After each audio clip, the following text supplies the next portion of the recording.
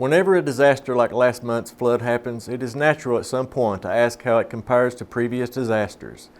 Behind me you can see Oxford Street in downtown Pikeville today, and that is how it appeared during last month's flood as waters stayed out of the city. It was a much different story on the same street in 1957, which you can see here when the Leviza Fork rose to more than 52 feet and floodwaters got into buildings throughout downtown. But that begs the question, how much did all of the flood protection measures built over the years, such as the city's flood wall, the cut-through, and Fish Trap, Dewey, and Flanagan dams, contribute to keeping Pikeville safe? In other words, what would this year's flood have been like without all of that protection?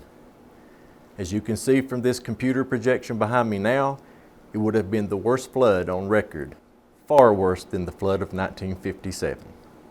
It's January 1957 in Pikeville, Kentucky, and it's raining. And it keeps raining. Before long, streets, homes, and businesses are flooded. It would stand as the flood of record, even as the county endured another massive flood 20 years later. On February 14th of this year, it was raining again. And it keeps raining through to February 17th. After it is all said and done, we have what will from now on be called the 2025 flood, and without certain projects between that span of nearly 70 years, this flood would have been nothing short of catastrophic. Well, this storm, if the dams had not been there, would have been worse than the 1957 event. If we look at what our projects, the benefits our projects provided during this event, how much higher the water would have been if the projects had not been there.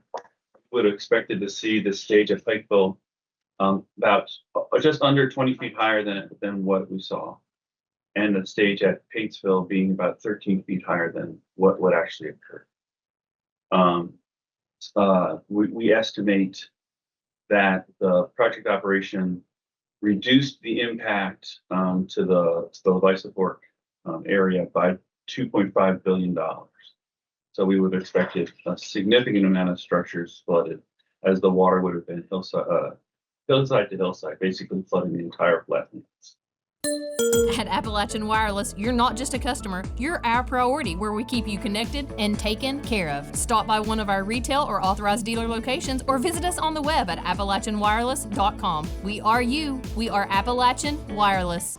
Hugh B. Hall was alive during the 57 flood, a 16-year-old active kid who, when floodwaters got to several feet in the streets of downtown Pikeville, would leave his front porch for an adventure that, even now at 84 years old, he recalls with razor-sharp accuracy.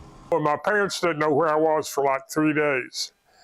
So the water was coming up, and I had the dog, and I thought, well, I'll try to get to my grandmother's house.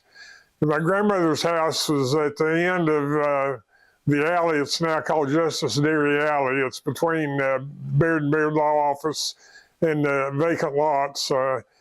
Justice Dairy, which was operated by my dad and my grandfather, was there. And then my grandmother's 13-bedroom house, she kept boarders, which, by the way, the house burned down in a 77 flood when Rodney's body shop next door caught on fire.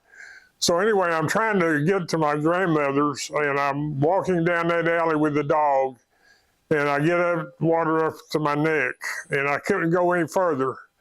Shrey says there was no more the Corps projects could have done to keep water out of Pikeville, and that without them, residents would have seen double the amount of flooding in their homes. If you look at Pikeville, you're talking basically a story and a half more water above water would have been flowing down through the area. So anybody who had gotten water lapping up against their structure but not into their first floor would have likely have seen water in their second floors.